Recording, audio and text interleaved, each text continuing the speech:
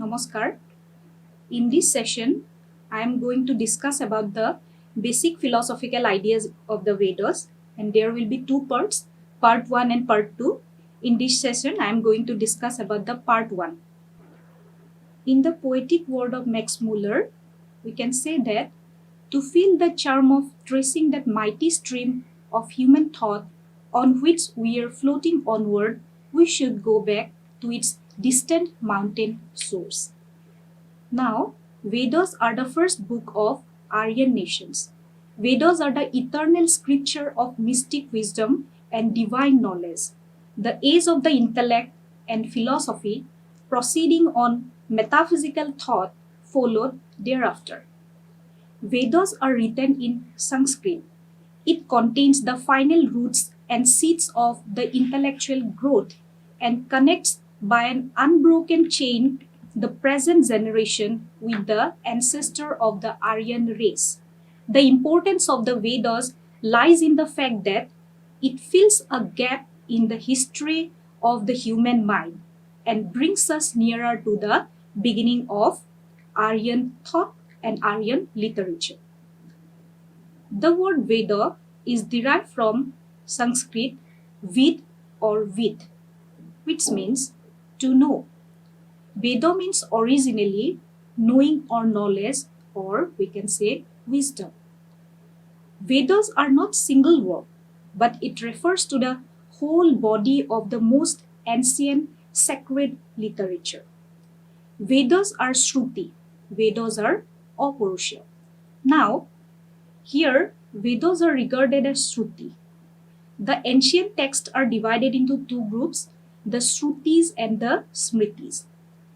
The rishis claims that the Vedas are not their own words actually. They heard the divine words of God, so they are revealed texts. That means Shruti.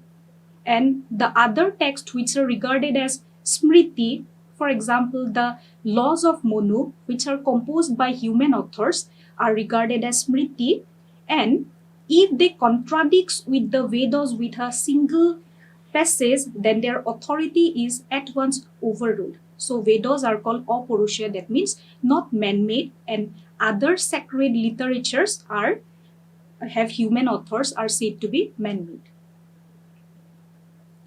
Now, in the next slide, here are the names of the Vedas. There are four Vedas, namely Rig Veda, Jajur Veda, Sam Veda, and Atharva Veda.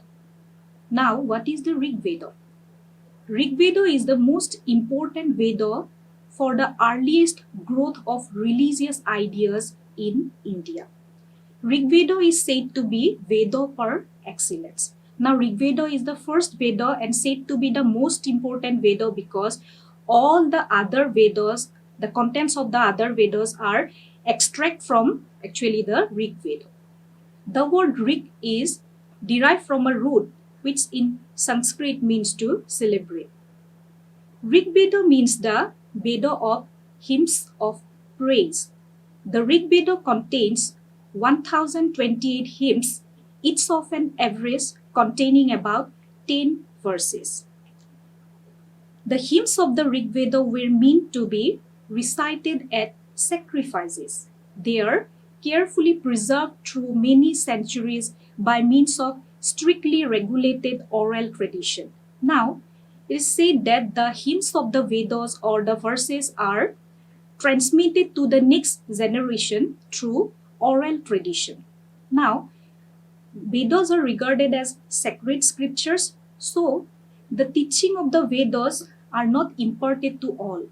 The guru or the tutor selected some worthy disciples, and the teaching of the Vedas are taught only to those students who can carry forward this tradition of Veda.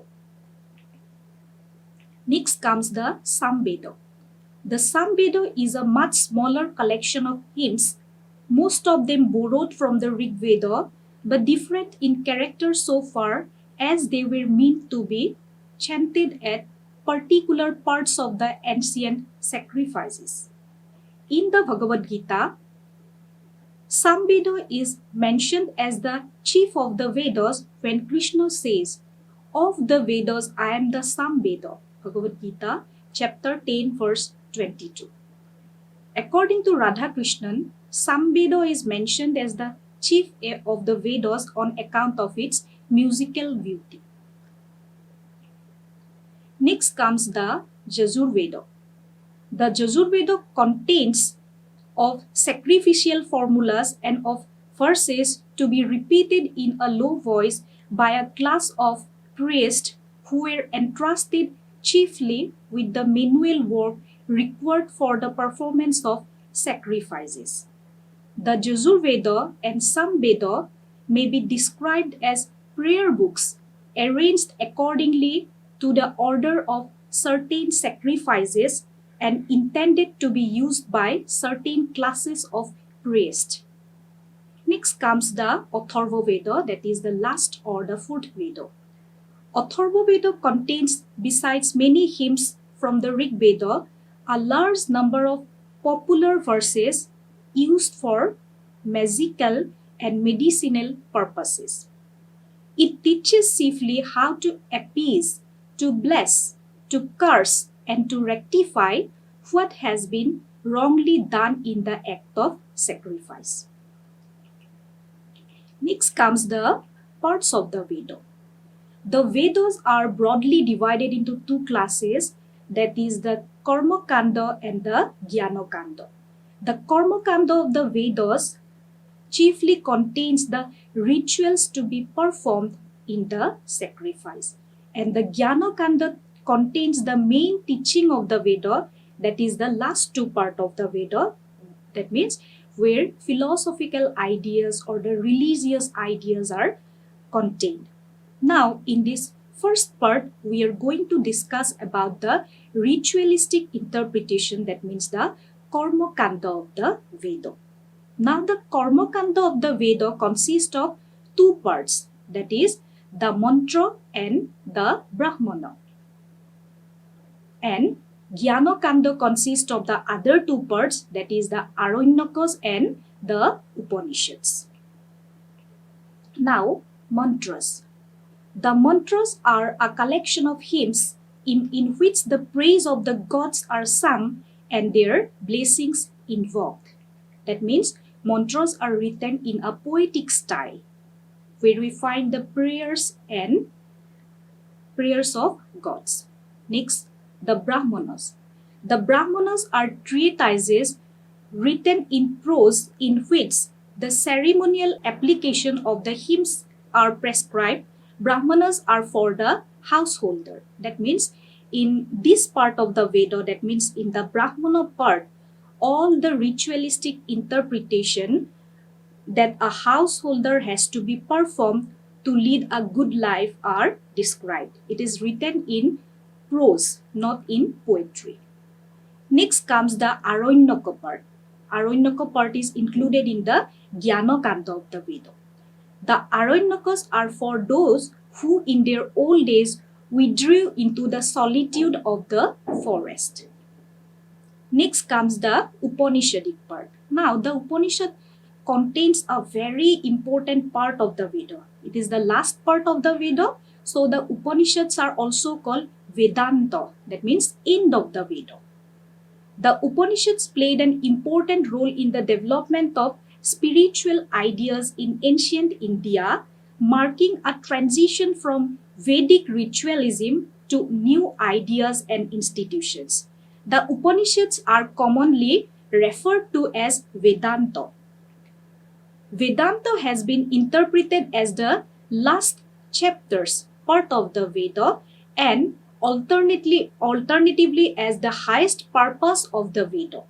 Upanishads are for those who renounce the world to attain ultimate salvation by meditation.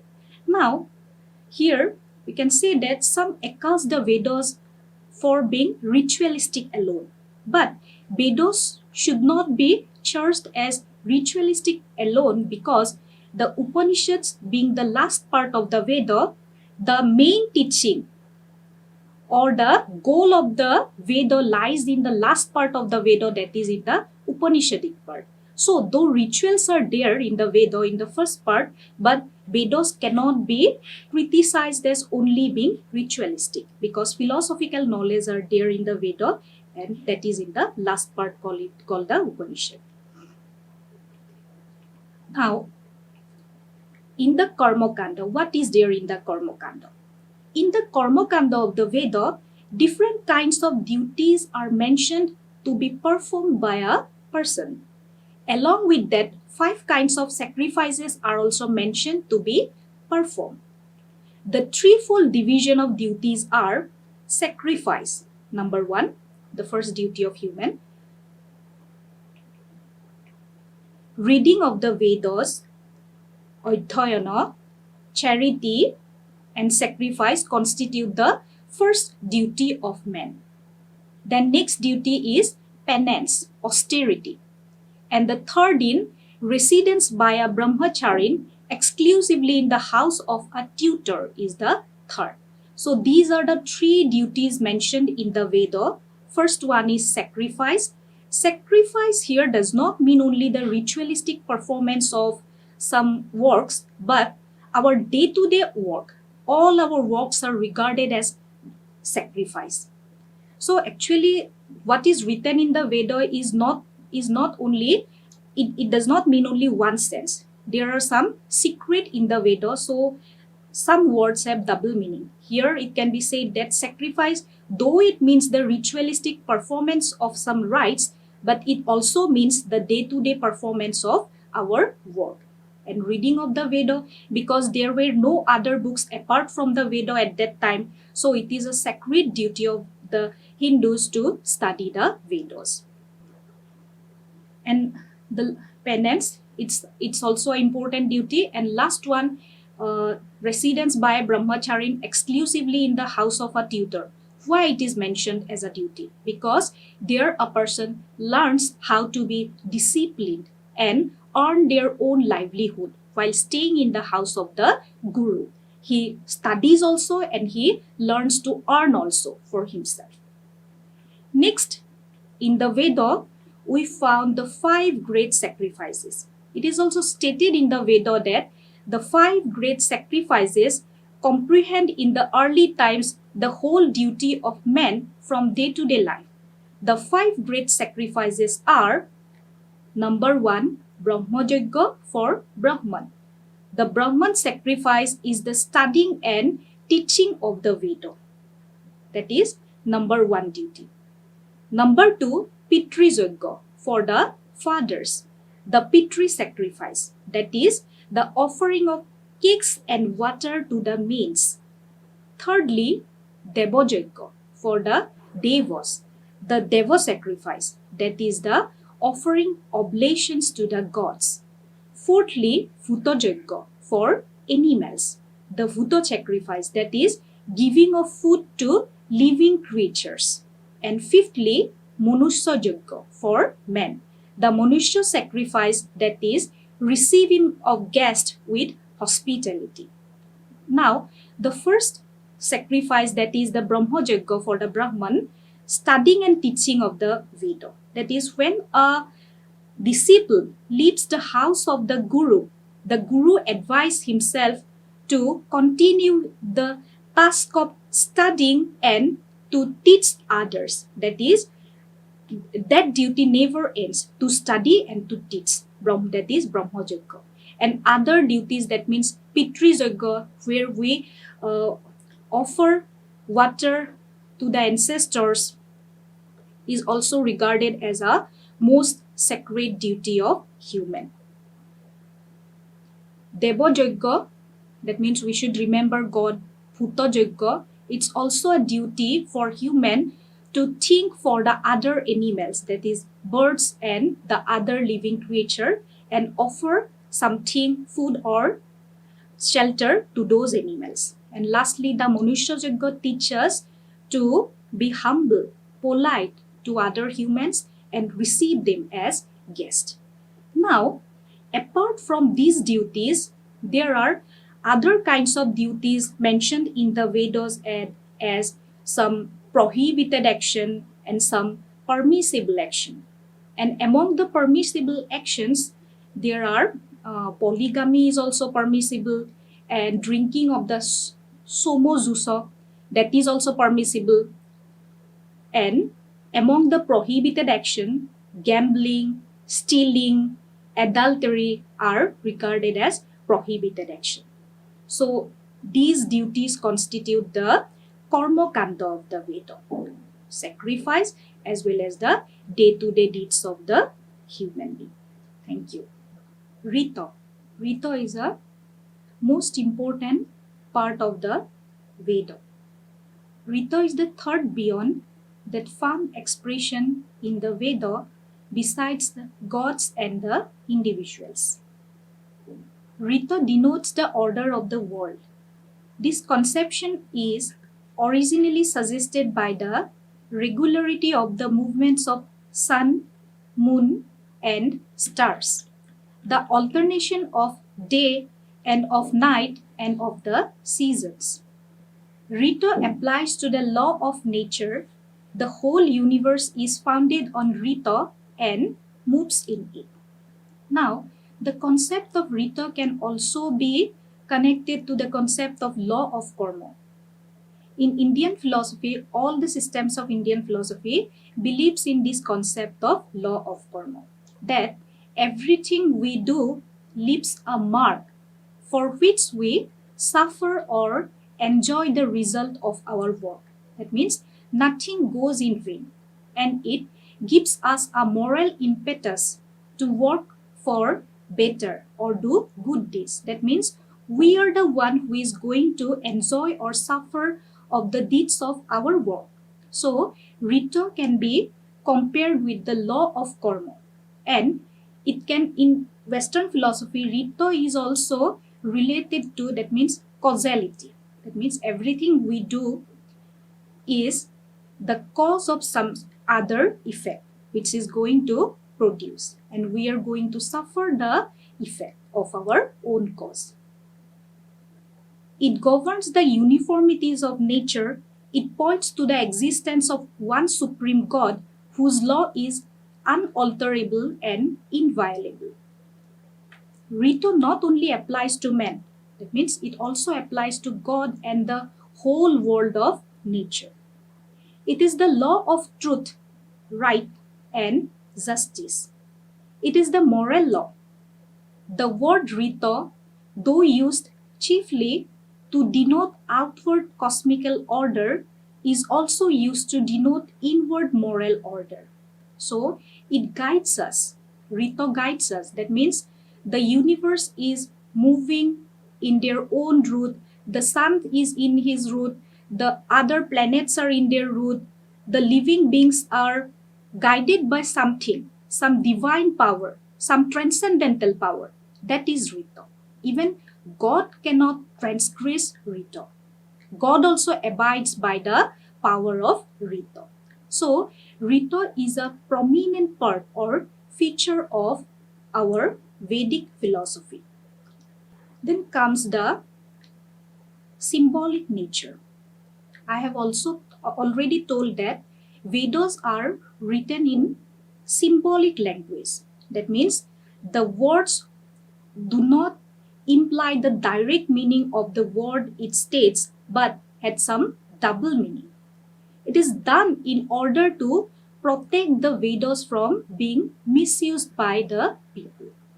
It is said that to protect the Vedas from being misused on the hands of unworthy people, symbolic language was used in the Vedas.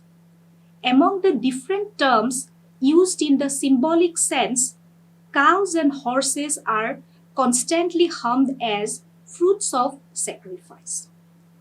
The cow symbolizes illumination, that means knowledge in the form of light. Flame, which is only another aspect of light, is the Vedic symbol for the force of the divine consciousness of the supramental truth. The cow termed Dhenu is the symbol of the power of knowledge. Now, here we have seen that the cow in general sense means animal. In Sanskrit, it is called Dhenu.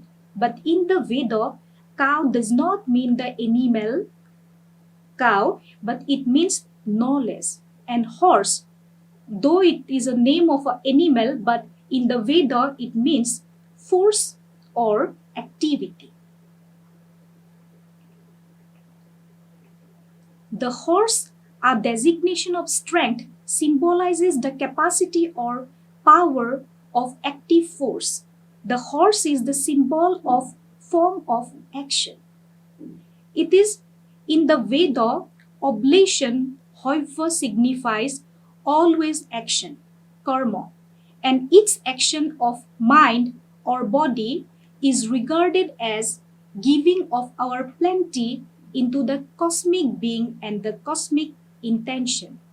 So, it is said that the Vedas are protected from all direction.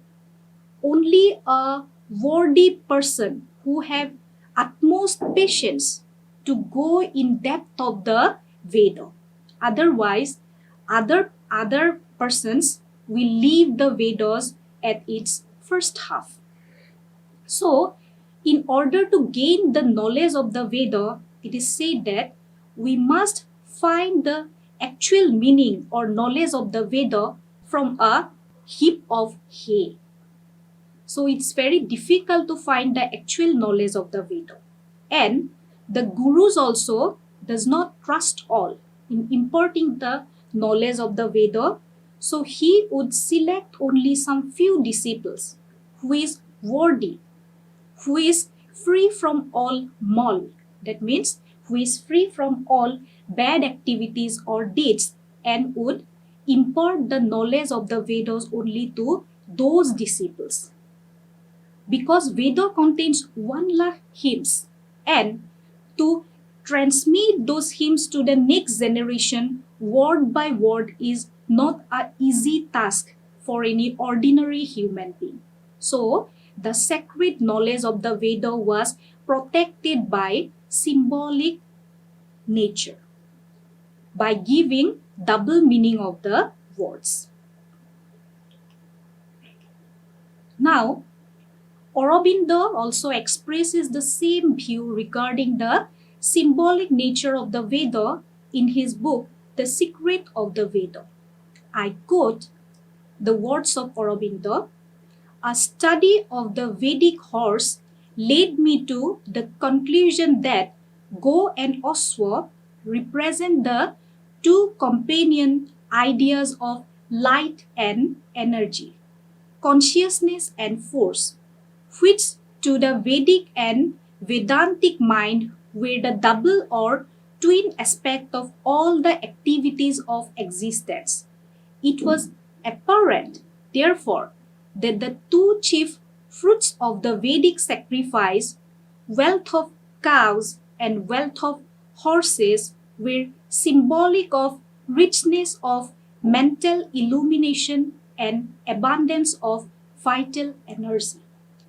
So it can be said that though we find in the Veda the abundance of words of nature like the sun, moon, stars, rain, etc., but the rishis claims that they were never sun worshippers or moon worshippers or nature worshippers. But those natural word means something else more deep in the Veda. Thank you.